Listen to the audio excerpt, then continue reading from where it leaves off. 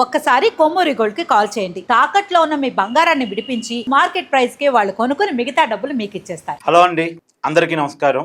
Media కోణంలో చూసినప్పుడు big breaking, కానీ మనం ఊహించిందే జరిగింది. నిన్న చాలామంది కార్తిక్ గారు ఏంటి ట్రంప్ అంతగా బెదిరింపు స్టేట్మెంట్స్ ఇస్తున్నా సరే దాని మీద ఒక్క వీడియో కూడా చేయలేదు. ఒక నాగరికత లేకుండా చేస్తానంటున్నాడు. రాత్రికి రాత్రి దేశాన్ని కనపడకుండా చేస్తానంటున్నాడు. ఇరాన్ ఒక చరిత్రే ఇక అంటున్నాడు. చాలా ఫ్రస్ట్రేటెడ్గా మాట్లాడుతున్నాడు. చాలా ఘోరమైనటువంటి కామెంట్స్ చేశాడు. ఇంతగా ట్రంప్ ఒకటికి రెండు హెచ్చరికలు జారీ చేస్తున్నా సరే ఒక్క వీడియో కూడా చేయలేదు ఏందని చాలామంది అడుగుతున్నారు. కానీ రియాలిటీ ఏంటంటే ట్రంప్ మాటల విలువను మనం పట్టించుకోవాల్సిన అవసరం లేదు. కాబట్టి ట్రంప్ చేతల విలువను మాత్రం మనం పట్టించుకోవాలి. ఏమైనా చేతల్లో ఉంటే దాన్ని పరిగణలో తీసుకొని వీడియో చేయాలి తప్ప కేవలం మాటల ఆధారంగా ఏదో జరగబోతుంది అని చెప్పటం అంటే ట్రంప్కి నిలకడ ఉండదు. ఆ నిలకడ లేని మాటలు పట్టుకొని మనం అంచనాగా రావడం తప్పవుద్ది. మనం అనుకుంది ఏంటంటే ట్రంప్ కేవలం ఇరాన్ని బెదిరిస్తున్నాడు, ఖచ్చితంగా సీజ్ ఫైర్ పెంచుతాడు అని మనం అనుకున్నాం. పెంచాడు. ముందుగా అమెరికా తొత్తు దేశం పాకిస్తాన్ నుంచి ఒక ప్రపోజల్ పోయినట్టు, ఆ ప్రపోజల్ని ట్రంప్ అంగీకరించినట్టు ఒక డ్రమ్టిక్స్ నడిచాయి. మీకు గుర్తుందా? భారత కాలమానం ప్రకారం ఇవాళ తెల్లవారుజామున 5:30 గంటలకి ఇరాన్ కొలాప్స్ అవుద్ది అనేది ట్రంప్ స్టేట్మెంట్ కదా. కరెక్ట్గా ఇక 5:30 గంటల కంటే ఒక 2 గంటల ముందు, అంటే మన కాలమాన ప్రకారం 3:30 గంటల ప్రాంతంలో ట్రంప్ ఇంకొక 2 వారాల పాటు సీజ్ ఫైర్ ప్రకటిస్తున్నట్టు స్టేట్మెంట్ ఇచ్చాడు. ఇప్పుడు 3:30కి స్టేట్మెంట్ ఇచ్చాడు కదా, ఇంకొక 2 గంటలు వెనక్కి వెళ్తే అంటే భారత కాలమానం ప్రకారం 1:30 గంటలకు ఇచ్చిన స్టేట్మెంట్ ఏంటి?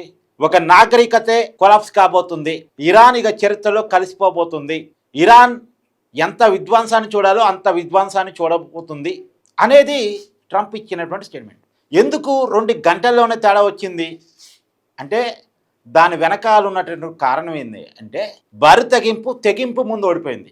నిన్న ట్రంప్ ఇచ్చిన స్టేట్మెంట్ కూడా చాలా క్లియర్గా చూడండి.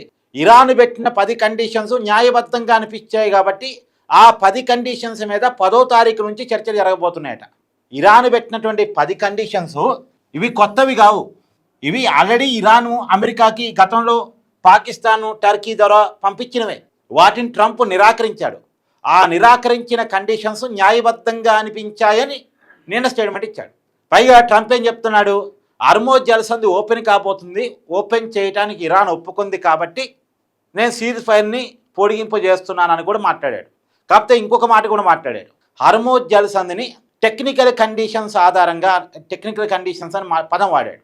పైగా ఇరాన్ ఆర్మ్ ఫోర్స్ పర్యవేక్షణ ద్వారా అని కూడా, అంటే ఇరాన్కే హర్మోజ్ జలసంధి అప్పు చెప్పినట్టు. ఇప్పుడు ఇరాను హర్మోజ్ జలసంధి దగ్గర టోల్ ట్యాక్స్ వసూలు చేసుకుంటుంది ఒమెన్తో కలిపి. అంటే ఇరాను వాళ్ళ పంతో నెగ్గించుకున్నారు. మేము హర్మోజ్ జలసంధిని ఓపెన్ చేస్తే టోల్ ట్యాక్స్ వసూలు చేస్తామని చెప్పారు. టోల్ ట్యాక్స్ ఓపెన్ చేసుకుంటూ ఇరాను హర్మోజ్ జలసంధిని ఓపెన్ చేసింది. గతంలో టోల్ ట్యాక్స్ ఉండేది కాదు. ఈ యుద్ధం తర్వాత ఇరాన్ తీసుకున్న డెసిషన్ మేము నష్టపోయాం కాబట్టి ఆ నష్ట నివారణ కోసం మనీ కావాలి కాబట్టి మేము టోల్ ట్యాక్స్ వసూలు చేసుకుంటాం దీని ద్వారా అని.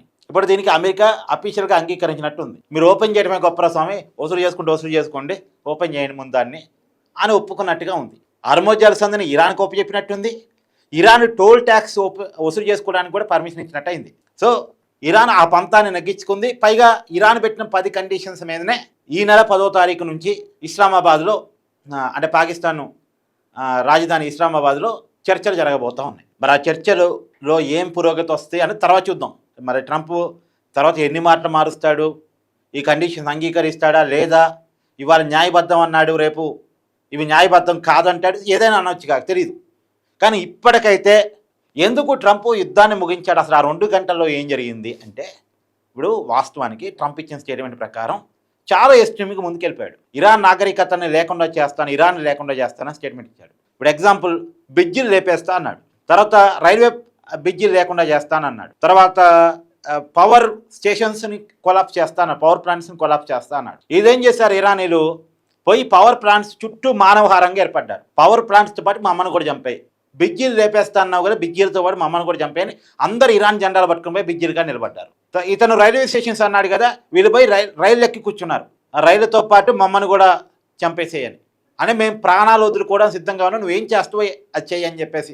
మామూలుగా ఏంటంటే దాక్కోలే. ఇరాన్ జెండాలు పట్టుకొని రోడ్డు మీదకి వచ్చి ఈ పవర్ స్టేషన్ దగ్గర, రైల్వే స్టేషన్స్ దగ్గర, రైళ్ళ మీద వీళ్ళంతా ఉండి మమ్మల్ని కూడా చంపేయని చెప్పేసి ఓపెన్గా స్టేట్మెంట్ ఇచ్చేశారు. నిజానికి అమెరికా కనుక వీళ్ళ మీద దాడి చేసి ఈ జనావాసాల మీద దాడి చేసి జనాలను చంపేస్తే ఈ రక్త చరిత్రకి ప్రపంచానికి అమెరికా సమాధానం చెప్పాల్సి వస్తుంది.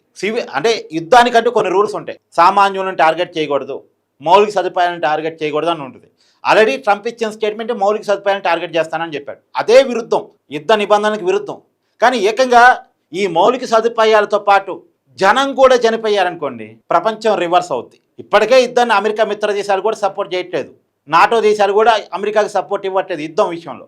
పైగా నిన్న యూరోపియన్ దేశాలు చాలా క్లియర్ చెప్పినాయి, నువ్వు ఇరాన్ మీద ఏ దాడులన్నా చేసుకో, కానీ మా ఎయిర్ బేస్ మాత్రం ఉపయోగించుకోవద్దని చెప్పింది. ఆ యుద్ధానికి మాకు సంబంధం లేదని చెప్పాయి.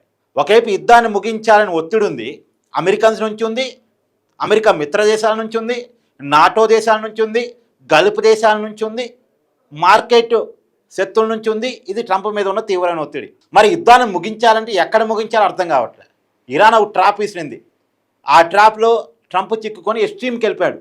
అది చేస్తా, ఇది చేస్తా, ఇంకోటి చేస్తా అనే స్టేట్మెంట్ ఇచ్చేశాడు. ఆ స్టేట్మెంట్ ఇచ్చిన తర్వాత వెనక్కి తగ్గలేడు. అమెరికా పెద్ద దేశం కదా.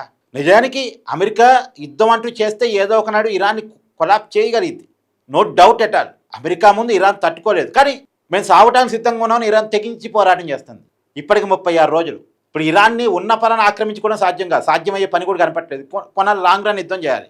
ఈ లాంగ్ రన్ యుద్ధంలో ఇరాన్ సివిలియన్స్ చనిపోతున్నారు అన్నది కనుక పెద్ద ఎత్తున జరిగింది అంటే ప్రపంచం నుంచి వచ్చే రియాక్షన్ కూడా అమెరికా ఎదుర్కోగలగాలి. ఇరాన్ సివిలియన్స్ మీద జరిగిన దాడిని ఉదాహరిస్తూ రేపు రష్యా, చైనా కనుక ఇరాన్కి సపోర్ట్గా డైరెక్ట్గా యుద్ధంలో దిగాయనుకోండి, అదొక ప్రపంచ యుద్ధంగా మారిపోయింది. సో పరిస్థితులు మారిపోతాయి. ఇప్పుడు నైటు ఇరాన్ లేకుండా చేయాలంటే ఒక మార్గం, అణుబాంబు వేయాలి. అణుబాంబు వేసే పరిస్థితులు ఇవాళ ప్రపంచం ఉందా? ప్రపంచంలో ఏ దేశం అని ఇంకో దేశం మీద అణుబాంబు వేయగలదా? రెండోది, ఇప్పుడు కనుక అమెరికా అణుబాంబు వాడితే రేపు అణుబాంబులు వాడొద్దు, అణుక్షిపణులు వాడొద్దు అనేటువంటి నియమాలు అమెరికా చెప్పడానికి అవకాశం ఉండదు.